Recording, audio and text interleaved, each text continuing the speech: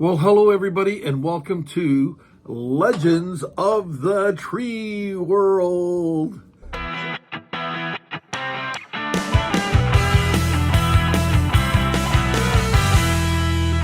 am Professor Elwood Pricklethorne, PhD, recording from my treetop home studio. Today we'll be traveling to the beautiful Edwards Gardens in Toronto, where I have the honor and privilege of interviewing Wenda Li, who indeed is a legend of the tree world. Wenda has a long list of accomplishments and feats that have blazed the trail for many female tree workers in Ontario and beyond. Her efforts conjure up that old image of workers standing on the shoulders of the generations that came before them. In Wenda's case, she obviously has very strong shoulders. She's holding up a lot of people. Her perseverance and inner strength during her rookie days cannot be overlooked, and we're going to delve into that. Her attitude, work ethic, and professionalism has inspired many women to pursue a career in arboriculture, and for many arborists, it has made me a super fan of hers. So without any further ado, let's go meet a legend of the tree world, Wenda Li. Philippe Armando, let's boot up your GPS gizmo and let's get on down to Edwards Gardens. So, welcome to Professor Elwood Pricklethorne's Legends of the Tree World. It's a great honor to meet with you, Professor Pricklethorne. I'm a big fan. Well, let's get this interview going. From what I understand, you started way back with the city at the famous Booth Avenue complex, and you were the first woman production arborist working with city crews back in the day. What was that like? My humble beginnings, I started actually as a Parks and Rec laborer, and that meant watering trees and planting trees, and there was a posting for a parks pruner, and it was an in-class 6-week intensive course. So I signed up, and each week we were tested on different climbing aspects, and at the end, those that passed all the tests would get a full-time position as a parks pruner. And in 1991, that is how I became the first female climbing arborist or parks pruner for the city of Toronto. And I was seen as this shy, petite Asian woman, and I wasn't like some macho, chainsaw wielding, husky type of tree climbing person. So I had to dispel a lot of the stereotypes, and that really egged me on to be the best climber I could. So there was a lot of human dynamics happening back then in your early days, and obviously you rose up and were able to overcome them, and obviously he got a lot of strength to do that. But let's rewind back even a little further. Like, what was it in your life that sent out a calling to you? I grew up in the suburbs of Toronto, and I'm a first generation Chinese Canadian. When I was 17, I was fortunate enough to go on an outward bound course, which was 3 weeks in Northern Ontario. And that course changed my whole entire being. Amazing. I was immersed in the natural environment, surrounded by trees. Something hit me. I was grounded for the first time as a teenager. I didn't know anything about the types of trees, but that lit a spark in me in that I need to study trees. So that led me to get a degree in forestry at Lakehead in Thunder Bay. Then I just pursued that quest of being connected with trees. So when did you have any really kind of cool special memories about the city, your time back then? Well, when this goes back to when I was in that training program to be a parks pruner, and to qualify into that course, you had to pass a fitness test. And that involved belaying yourself about, maybe 35 feet into this oak tree. I had never been in a harness. Right. I had no idea. And they just said, climb the rope. And something just kicked in, and I knew instinctively to just go hand over hand. Yeah. And I just shot right to the top. But what was magical is when I got to the top, it was an epiphany moment.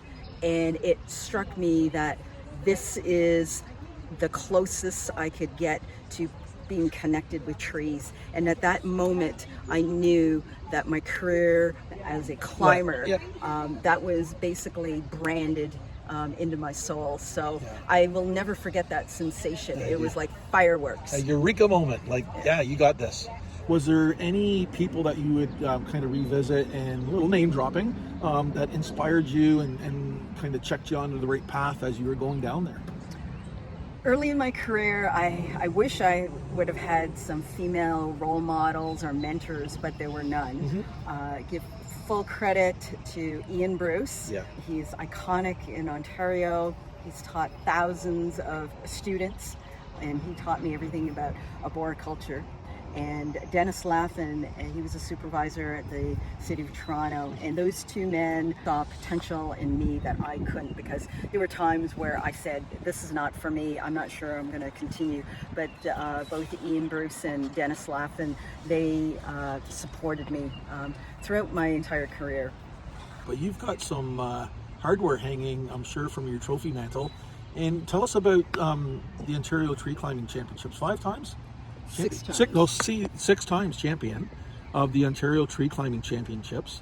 And 2002, you were the World Tree Climbing Champion in the women's category. So congratulations, that's amazing. Like, could you just comment on that?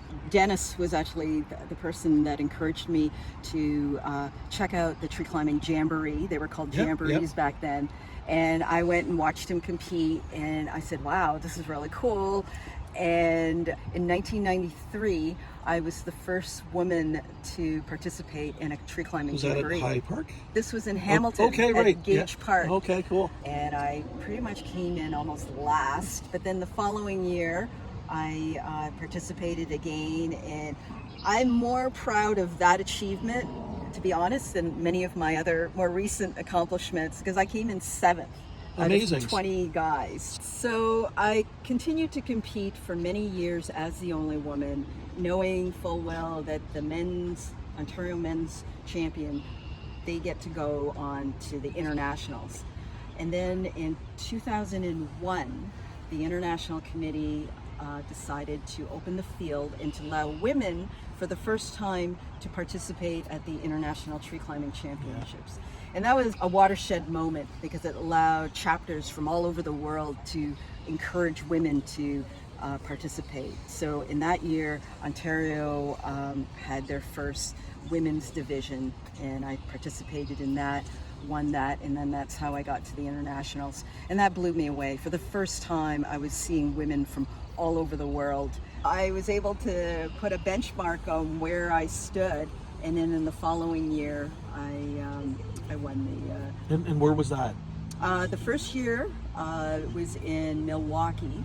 Yeah. And by the way, that was the 25th anniversary of the International Tree Climbing Championships. For 25 years, it was a men's only event. And interestingly enough, when the women competed, we thought we were competing with the same 5 events. Right. And it was a much more condensed, abbreviated competition, because the men had no idea what we were capable of. It's like, oh, I don't think they're going to be able to do an aerial rescue. Nobody could talk to you?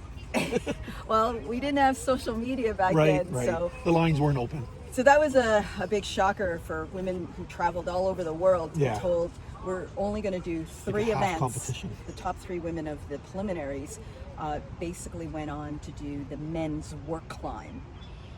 And also, Wenda, I understand that you have lectured internationally about arboriculture and women's work in arboriculture. That's pretty cool. I had a great opportunity in 2011 and 2015 to go to Hong Kong to teach arborists there. It was a profound experience for me to go to Hong Kong, because my parents are from there. Yeah. And it honored my ancestral heritage. And it was funny enough, the first day, seeing all these arborists, men and women, a whole bunch of female arborists, and they all were Asian, and I couldn't stop staring at them. And I realized I never saw myself as Asian when I'm working with the crew. And you don't know what you're missing until you actually experience. So it was a great opportunity. Amazing. And then from there, I had a chance to go to Singapore and to speak at their botanical gardens. So, and again, it was highlighting the fact that I'm Asian and an arborist, and I'm coming from North America. So there's few and far between people like me. Anything lost in translation? That's always funny when... I do understand Cantonese, Yeah. but I surprised myself that a lot of the technical words, like the word lanyard, if you were to tell anybody what that is, they have no idea. But in the Chinese language, they use the compound words. They use safety rope. So when you say that in Cantonese, anybody will understand it. And What I would it say, means, yeah. oh, I know that they're talking about a lanyard. Lanyard, a safety rope. So it was pretty quick for me to pick up. Straightforward. So Wenda, is there any advice that you would give to a young person that's looking at arboriculture as a possible career? That's usually a hard question because I guess the key, the first thing is anybody who's already an arborist is like, oh yeah, you got to find your passion. Well, how do you find that passion?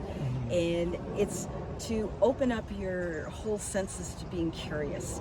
And whether you're a student, and I do a lot of career mentorship, and it's like, hey, that's cool, she's wearing a harness. And if that sparks a little bit of interest, go down that rabbit hole and see what that is involved. Or if you're walking down the street and you see some people cutting trees and they're wearing harnesses or they're in a bucket truck and that sparks your attention, go with that curiosity. There's lots of programs that sort of get you into like involvement with trees. In Toronto, there's an organization called LEAF, Right. and they have this amazing course called Young Urban Forest Leaders. I was on the Google machine there, and I came upon something very interesting. What can you tell me about the Wenda Li bursary? I've been so passionate about encouraging women to participate in tree climbing competitions throughout my whole entire career. And when I retired from climbing, or from competing, I thought, in order to attract more women, why not give a bursary? So for the last, I think at least 5 years, I give out a $200 bursary for any woman participating in their first tree climbing competition in Ontario. And it's only for first-time competitors. And that money hopefully will, go towards some new gear or a membership with the Ontario ISA. The key is that intimidation factor. I've been there. Oh, yeah. I know I about can't it imagine. because you are going into an arena to be judged. But I always tell them that you just do one competition and it's not about winning anything, just to participate. The next day, I guarantee you, when you go back to work, you will be a different climber. It just accelerates the learning curve right away, because if you can do this in a timed scenario, all of a sudden you've become a better production climbing arborist. And do you find that you are competing against yourself more than others? Oh yes, Yeah. I'm always my own Right. worst You're cracking your own whip. enemy. So, just off the top of your head, what's your favorite tree? Oh, Dawn redwood to look at. What's your favorite tree to prune? I'd have to go with the red oak because that's where my beginnings are, and you can do wicked swing. Where you'd go to take in the beauty of trees? I would have to say there's a trail called the Mass Trail, part of the Rouge Valley system there, and there's one part where there's all these mature hemlock trees, and it's like walking into a cathedral, and it's only in Scarborough. What are your thoughts on electric chainsaws? That is a slippery slope for me. Of course, it's amazing. It's the electric start. You can save your rotator cuff, no pull start, but I find it's very boxy and it's very heavy. We have one at work, and I still use a gas-powered, a smaller, like a 150, still 150. It's much lighter. Give it another few more years. I'm sure the batteries are going to shrink down a lot more. Give some more torque as well. I find they're great if you're in an urban area and you want to start at like 7 a.m.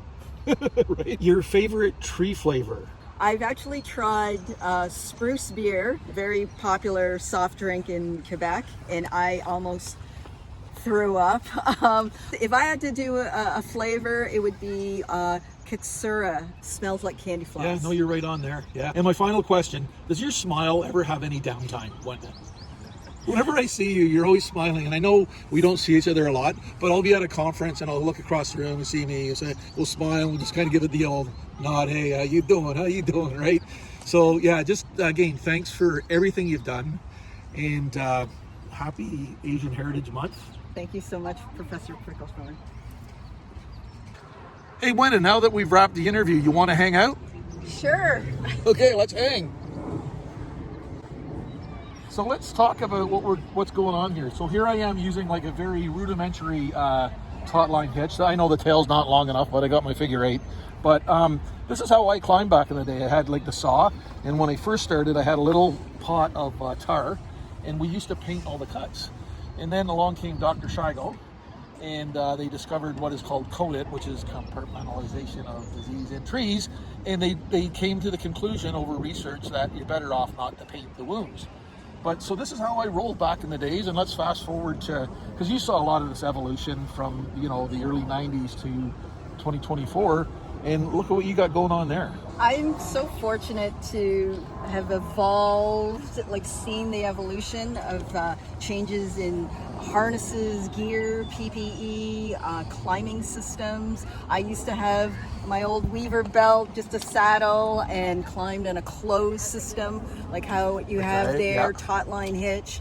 And then, you know, we went to open systems, still moving systems, and now it's a single rope system, SRS, where as opposed to you bucking up the tree, belaying up the tree and pushing the knot, and the rope going through the union with the single rope technique, I'm just climbing one side of it.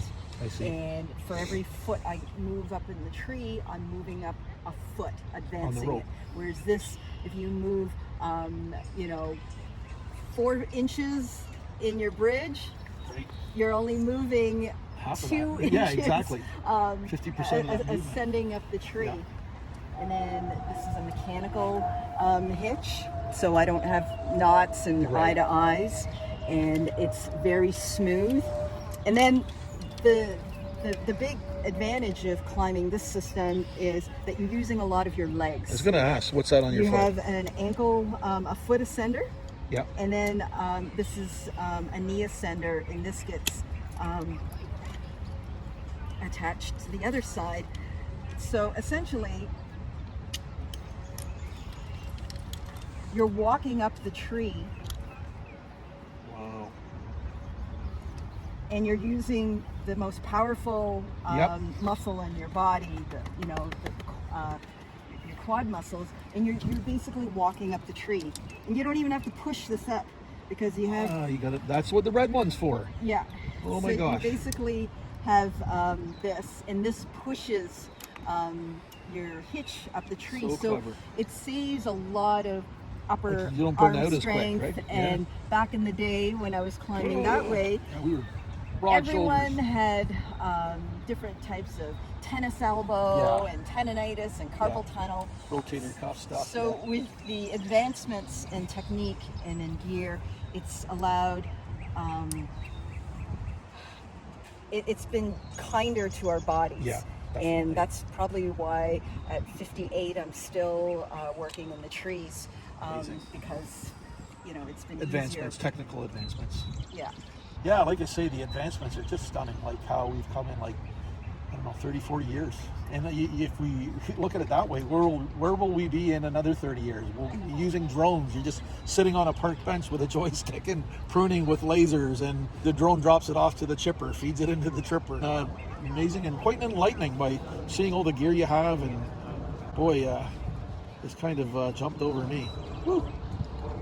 Wow, this brings back old memories for me. Have you got this carbon dated lately? Well, no, not carbon dated exactly, but I haven't worn it for a little bit. But, you know, how do you know when to use the red carabiner as opposed to the blue carabiner or the orange carabiner? How do you keep track of all this stuff?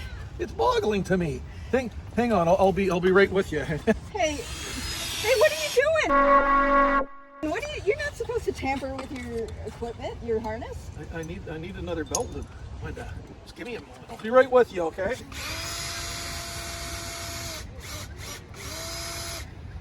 There we go. That's much better. Give me a hand with this.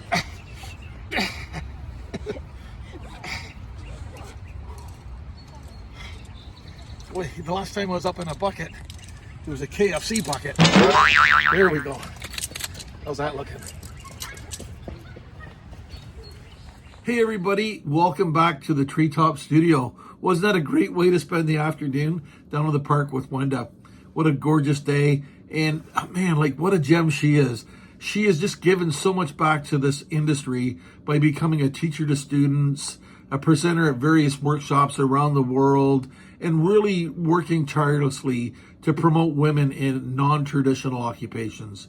Her words of actions have empowered countless women around the world. And as I mentioned, this May, right now, is Asian Heritage Month.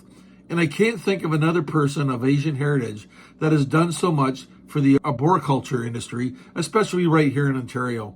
Wenda's contributions and influence has been profound. So that's a wrap for today. Join us next time on Legends of the Tree World. I'm out of here. Ciao for now.